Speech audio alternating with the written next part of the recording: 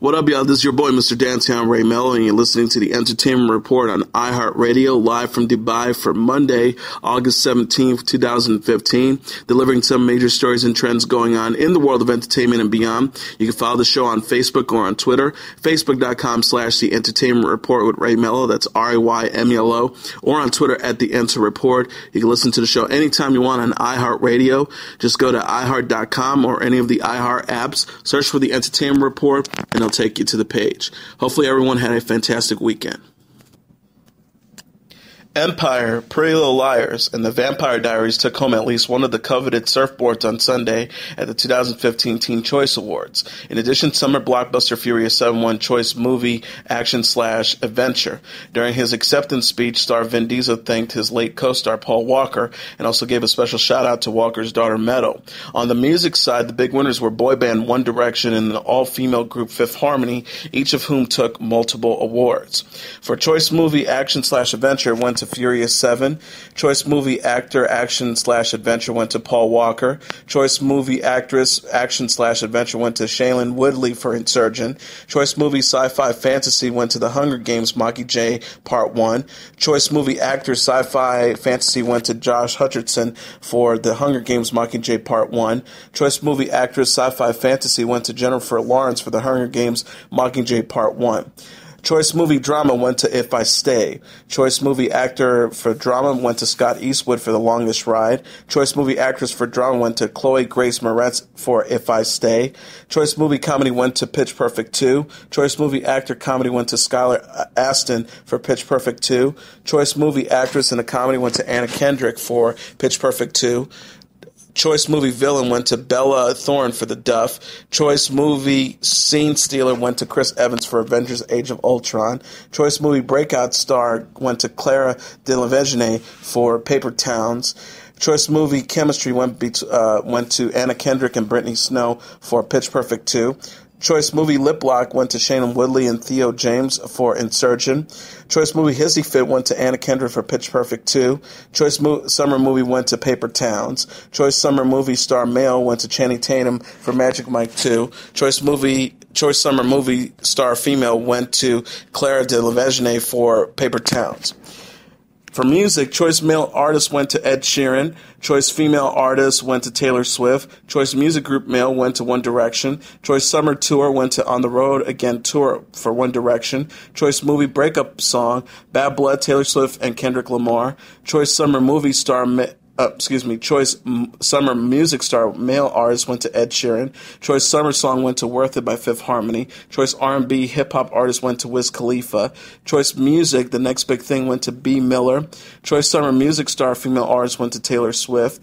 Choice Music R&B Hip Hop Song went to See You Again by Wiz Khalifa and Charlie Puth. Choice Country Artist went to Carrie Underwood. Choice Music Collaboration was Bad Blood for Taylor Swift and Kendrick Lamar. Choice Song Female Artist was Ariana Grande for One Last Time.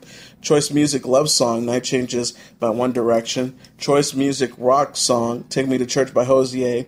Choice Song Male Artist, Ed Sheeran, Thinking Out Loud.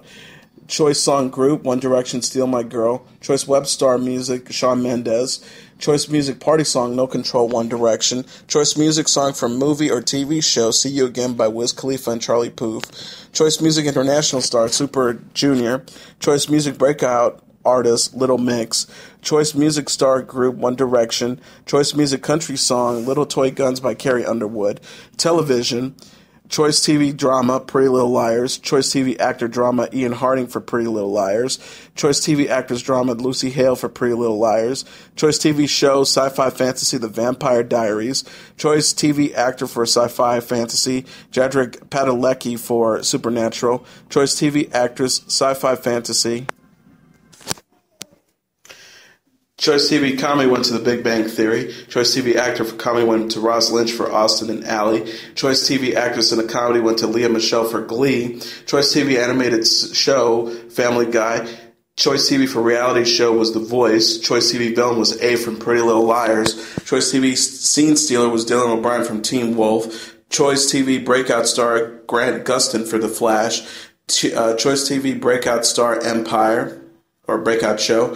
Choice TV Chemistry, Jensen Ackles and Misha Collins for Supernatural. Choice TV Lip Lock, Nia Dubrave and Ian Somerhalder for The Vampire Diaries. Choice Summer TV Show, Teen Wolf. Choice Summer TV Star, Male, Tyler Blackburn for Pretty Little Liars. Choice Summer TV Star, Female, Ashley Benson for Pretty Little Liars. Choice Female Hottie was Filth Harmony. Choice Dancer, Chloe Lukasak for Choice Dancer. Choice Model, Kendall Jenner. Choice Male Athlete, Stephen Curry. Choice Web Star, Cameron Dallas. Choice Male Hottie, One Direction. Choice Selfie Taker, One Direction. Choice Web Star Female, Bethany Multa. Choice Web Star Comedy, Colleen Bollinger. Choice Web Star Fashion Beauty, Zoe Sugg. Choice Social Media King, Justin Bieber. Choice Social Media Queen, Kate Lejeter. Choice Twit, Taylor Swift. Choice Female Athlete, the U.S. Women's Soccer Team. Choice Instagrammer, Ariana Grande. Choice Fandom, Super Junior. Choice YouTuber went to Kaylin Lawley.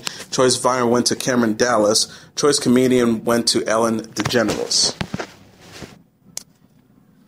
Miley Cyrus is no stranger to showing skin, so it should come as no surprise that she's baring her body to promote the 2015 MTV VMAs, which she's hosting. The Wrecking Ball singer debuted a racy video Saturday on her Instagram page to remind her 26 million followers to tune in for the VMAs and, more importantly, more Miley. The clip gives fans a 360-degree view of the topless 22-year-old with the CGI dolphins covering her breasts. She paired the makeshift dolphin top with pink underwear and suspenders and has her hair slicked into a top knot. She captioned the post, F yeah VMAs, hashtag host, hashtag VMAs 2015 at MTV.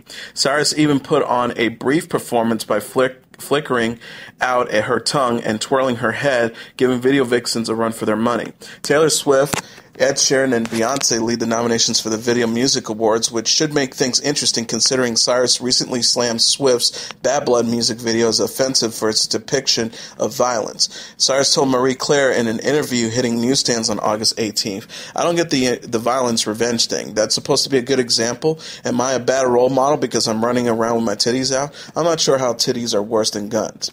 The 2015 MTV VMAs air live from the Microsoft Theater in downtown Los Angeles on Sunday, August 30th at 9 p.m. Eastern Standard Time.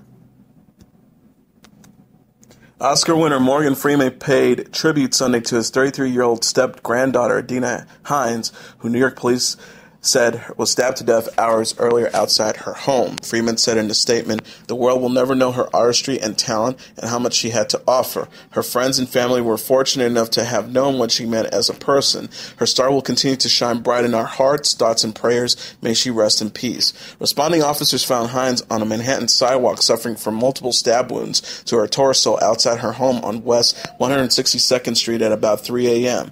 Hines, the granddaughter of Freeman's first wife, was transported by ambulance to Harlem Hospital and pronounced dead. A 30-year-old man was taken into custody at the scene and transported to Columbia Presbyterian Medical Center for psychiatric evaluation, according to the New York Post. The paper said the suspect was Hines' boyfriend, who had been trying to perform a, quote, exorcism on her on the sidewalk. A witness described hearing the man scream, "Get out, devils, I cast you out, devils. In the name of Jesus Christ, I cast you out," during the attack. 3 years ago, Freeman, who's 78, issued a statement denying that he was involved in a relationship with Hines. He said, the recent reports of any pending marriage or romantic relationship of me to anyone are defamatory fabrications from the tabloid media designed to sell papers. What is even more alarming is that these fabrications are now being picked up by the legitimate press as well. Julian Bond, a longtime civil rights activist and former board chairman of the NAACP, has died. He was 75. Bond died Saturday night in Fort Walton Beach, Florida, after a brief illness, according to a statement from the Southern Poverty Law Center, in which Bond served as the group's first president.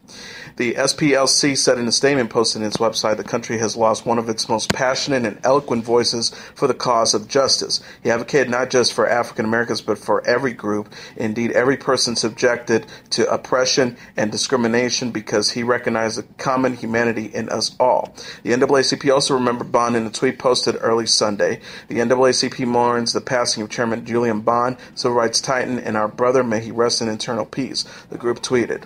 Several Hollywood personalities also remembered Bond on Twitter, including the Wire star Wendell Pierce, who called him a hero, and late-night host Stephen Colbert, who described Bond as a great man. Born in 1940 in Nashville, Tennessee, Bond attended Morehouse College and helped found the Student Nonviolence Coordinating Committee. He was on the front lines of the 1960 protests that led to the nation's civil rights laws. Bond also served in the Georgia state legislature, and he taught at American University and the University of Virginia. He is survived by his wife, Pamela Horowitz, a former SPLC staff attorney, and his 5 children. And another passing to report, Bob Johnston, the producer behind iconic albums like Bob Dylan's Highway 61 Revisited and Bon on Blonde, and Johnny Cash's At Folsom Prison and At San Quentin, died on Friday, according to the Austin Chronicle. He was 83 years old. The Chronicle reported that from a friend that Johnston was in a memory facility in Nashville and had been in hospice in the past few weeks. For several days before, he was swinging, swaying, and waving around his hands, telling stories out loud, entertaining and consuming all those that saw and heard him. The outlets quote one of his friends. Once he was confined to a bed and connected to machines, hospice only gave him a few days to live. He was on morphine to help any pain he was experiencing. Bob's wife told me he passed away peacefully. The Grandmaster waved his magic wand for the last time, then disappeared onto the night. The friend continued. Born on May 14, 1932 in Hillsborough, Texas, his mother and grandmother were both songwriters, with his mom having written for Gene Autry and Asleep at the Wheel. Johnston, who would later marry songwriter Joy Byers, got into production work first for Cap Records and Dot Records and then for Columbia Records. He spent a couple of years working for Columbia in New York before heading to Nashville, where he continued to work for the label. He eventually worked as an independent producer. Among Johnston's long list of credits are his production work with Bob Dylan in the mid-60s and early 70s, including Highway 61 Revisited, Bon on Blonde, John Wesley Harding, Nashville Skyline, Self-Portrait, and New Morning. Johnston is the Bob that Dylan is talking to when he asks, "Is it rolling, Bob?" at the start of the song To Be Alone With You on Nashville Skyline. Johnston played an integral role in the creation of many of Johnny Cash's albums, including the live recordings at Folsom Prison and at San Quentin. He also worked on Simon and Garfunkel's Sound of Silence and Parsi Slade's Rhyme and Thyme, Leonard Cohen's Song of Loves and Hates, and more. Most recently, as an independent producer, Johnston worked with Willie Nelson on the IRS tapes Who Will Buy My Memories in the 1990s. As Johnston recalled to Goldmine magazine in 2011, Cash wanted to cut a live album at a prison. His idea was shut down by 2 different record labels, but when Johnston was on staff at Columbia Records in 1967, where Cash was signed at the time, he pushed the project forward. He said, "I picked up the phone and called Folsom Quentin, got a hold of Folsom first, got through to the warden and told Warden, my name is Bob Johnston. Johnny Cash is going to come up there and do an album and give a fucking concert." He said, "My God, when?" I said, "Talk to him." The plan didn't go exactly without a hitch. Just a couple of weeks later, Cash came back to Johnston and, as Johnston remembered, told him that the record label, quote, found out about it and they said they'll fire me, fire you, and close the Nashville office. It's too horrible of an idea to even think about. I just wanted to call and let you know and see by chance if you had any kind of an idea of what we can do. Johnston took him to Folsom anyways. At Folsom Prison, the album that was recorded live and released in 1968 went to #1 on the country charts. Johnston then suggested that they go to either Sing Sing or San Quentin to record another live album. The label pushed back again, but Johnston still went on to Quentin with Cash. The result, at San Quentin, the album released in 1969 that featured the hit song A Boy Named Sue has gone triple platinum. Donald Trump is doubling down on his insistence that the United States should deport undocumented immigrants. In an interview Sunday with Chuck Todd on NBC's Meet the Press, the GOP presidential frontrunner said that he would repeal President Obama's executive orders on immigration and deport all undocumented immigrants if he was elected. Trump said, "We're going to keep the families together, but they have to go." Todd went on to ask Trump what he'd do with the immigrants who had no homeland to return to. But Trump stated that they cannot stay in the U.S. He said, "We will work with them. They have to go, Chuck. We either have a country or we don't have a country." Trump sat down with Todd in a previously taped interview on the real estate mogul's private plane in Des Moines, Iowa. The two also discussed on country's minimum wage, which Trump said he would keep, quote, pretty much where it is right now, because of raising it would hurt the country's competitiveness. The outspoken Republican also took a swipe at his Democratic rival Hillary Clinton, saying it would be a, quote, miracle if she's able to continue her run for president amid the controversy surrounding her use of a private email server for official business as Secretary of State. Trump said, I think Clinton may not be able to run, to be honest, because this whole email thing is a horrible thing.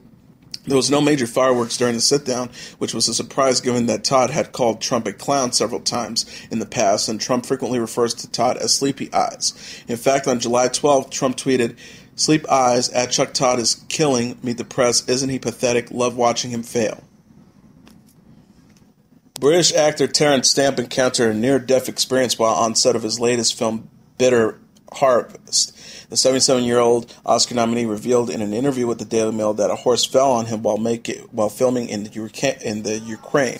He said, my horse had a habit when I brought it to a stop of lifting its front legs up. On my last day, I brought it to a stop but slid off the back. I looked up and saw that this horse, which weighed half a ton, lost its balance and was going to fall on directly on me.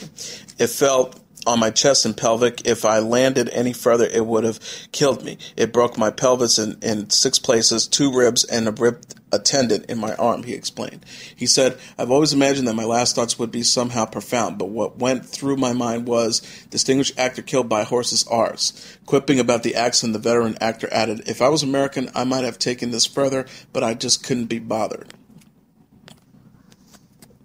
After taking part in 2 marches against police brutality, R&B singer Janelle Monae released Hell You Talmbout, an impactful song that pays tribute to those who fell victim to the violence. The singer and her lab mates at Wonderland Records teamed up on the powerful chant song to accompany their efforts in leading marches in cities such as Philadelphia and New York City.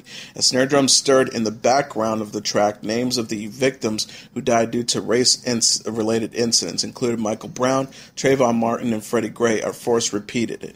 Monae posted an image of the song's title on Instagram when it was released Thursday, which featured black and white photos of those mentioned in the track, as well as an accompanying statement about the song's meaning. Silence is our enemy, she wrote. Sound is our weapon.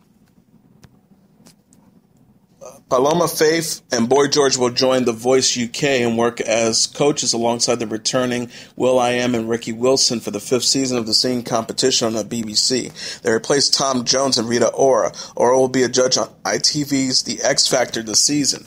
The Voice coaches will be in Manchester for the blind auditions next month. The new season is set to launch on flagship channel BBC One in January. Boy George said, I'm thrilled and excited to be a coach on The Voice UK. I'm a huge fan of the show and have watched and engaged with it from season 1. If I can help someone to win, I will be delighted. What a wonderful opportunity to share my experiences and help someone move forward with their musical career. I can't wait to sit in that chair. Paloma Faith said, I'm really excited about working with the creative people who are there not just to be great singers, but also innovative personalities and performers. I have a long history of helping break artists, as in my club nights, I booked Kate Nash, Adele, and the Noisettes before they hit the big time, and 4 of my band members have gone to pursue solo successful careers. I'm really looking forward to getting my teeth into something that cultivates the talents of another person and takes the focus off myself for a little bit. Executive producer Moira Ross said the new season looks set to be our liveliest yet. 4 iconic superstars, all with very big personalities. Charlotte Moore, controller of BBC One, said Boy George and Paloma will bring a wealth of music talent, expertise, and unpredictability to our new coaching lineup. The originality and flair will shake things up on the red chair and take the audience by surprise. I'm thrilled to welcome back will.i.am and Ricky, and would like to personally thank Sir Tom Jones for his dedication and commitment to the last 4 seasons. Swaggering into theaters across North America, Stray Outta Compton beats all expectations, grabbing an estimate $56.1 million and leaving The Man from U.N.C.L.E., the weekend's other new wide release, which pulled in a meager $13.35 million in its dust. Universal's R-rated Compton, the biopic about the groundbreaking hip-hop group NWA, produced for just $29 million, posted a best-ever opening for director F. Gary Gray and overshadowed the other rap movie like Eminem's 8 Mile, which bowed to $51.9 $1.2 million in 2002, and Notorious, the story of Notorious B.I.G., which opened to $20.5 million in 2009. The film could also claim the best August opening for an R-rated movie, as well as the top opening for a musical biopic. African-American moviegoers comprise the largest share of the audience, 46%, the studio reported, but Compton also demonstrated real crossover appeal, with Caucasians making up 23%, Hispanics 21%, Asian 4%, and others 6%. Age-wise, the movie brought in an even mixer of older and younger moviegoers, with 51% over the age 30 and 49% under. Similarly, it broke fairly even among men and women, with women accounting for 52% of the audience and men 48%. Overall, audiences awarded the film an A cinema score. Warner Bros. PG-13 rated period spy tale The Man from U.N.C.L.E. didn't strike as much of a nostalgic chord among moviegoers as it was unveiled in 3,638 locations.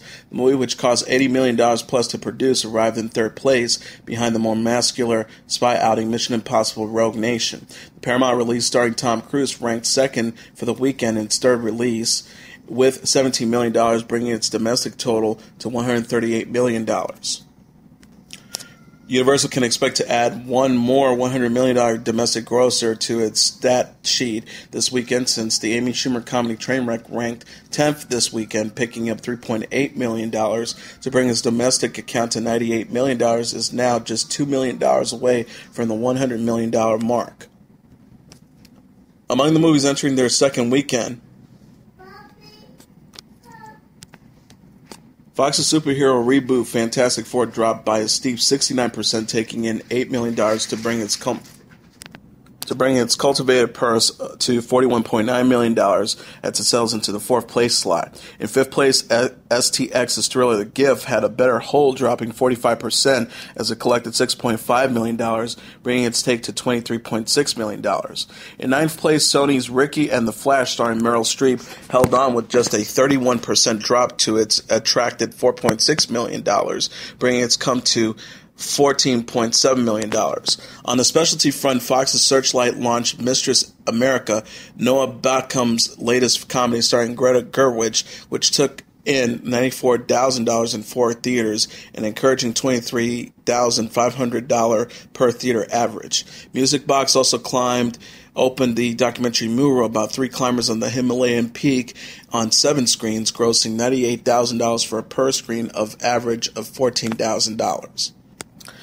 And now let's look back at what happened on this date in entertainment history. On this date in 1969, the grooviest event in music history, the Woodstock Music Festival, draws to a close after 3 days of love, peace, and rock and roll in upstate New York. Conceived as 3 days of peace and music, Woodstock was a product of partnership between John Roberts, Joel Rosenman, Artie Cornfield, and Michael Lang. The idea was to make enough money from the event to build a recording studio near the artsy New York town of Woodstock.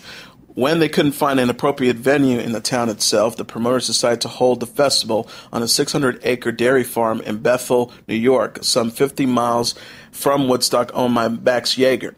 By the time the weekend of the festival arrived, the groups had sold a total of 186 tickets and expected no more than 200,000 people to show up. By Friday, however, thousands of eager early arrivals were pushing against the entrance gates. Fearing they could not control the crowds, the promoters made the decision to open the concert to everyone, free of charge. Close to 500,000 people attended Woodstock, jamming the roads around Bethel with 8 miles of traffic. Soaked by rain and wallows in the mud mess of Yeager's fields, young fans best described as hippies euphorically took in the performances of acts like Janis Joplin, Arlo Guthrie, Joe Cocker, Joan Baez, Creedence Clearwater Revival, The Grateful Dead, Jefferson Airplane, Sly and the Family Stone, and Crosby, Stills and Nash & Young. The Who performed in the early morning hours of August 17th, with Roger Daltrey belting out See Me, Feel Me from the now classic album Tommy, just as the sun began to rise. But the most memorable moment of the concert for many fans was the closing performance by Jimi Hendrix, who gave a rambling, rocking solo guitar performance of the Star-Spangled Banner. With not enough bathroom facilities and first aid tents to accommodate such a huge crowd, many describe the atmosphere at the festival as chaotic. There were surprisingly few episodes of violence, though one teenager was accidentally run over and killed by a tractor, and another died from a drug overdose. A number of musicians performed songs expressing their opposition to the Vietnam War, a sentiment that was enthusiastically shared by the vast majority of the audience. Later, the term Woodstock Nation would be used as a general term to describe the youth counterculture of the 60s.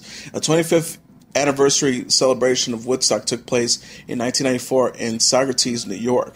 Known as Woodstock 2, the concert featured Bob Dylan and Crosby, Stills and Nash, as well as newer acts such as Nine Inch Nails and Green Day. Held over another rainy, muddy weekend, the event drew an estimate of 300,000 people. And that's your entertainment report for Monday, August 17th, 2015. I'm your host, Mr. Downtown Ray Melo. I'll be back tomorrow to deliver some of the major stories and trends going on in the world of entertainment and beyond. You can follow the show on Facebook or on Twitter, facebook.com/The Entertainment Report with Ray Melo. That's RAYMELO, or on Twitter at The Enter Report. You can listen to this episode or any previous episodes of the Entertainment Report anytime you want on iHeartRadio or iHeart apps. Just go to iHeart.com, search for the Entertainment Report, and it'll take you to the page. Good night, and God bless you all.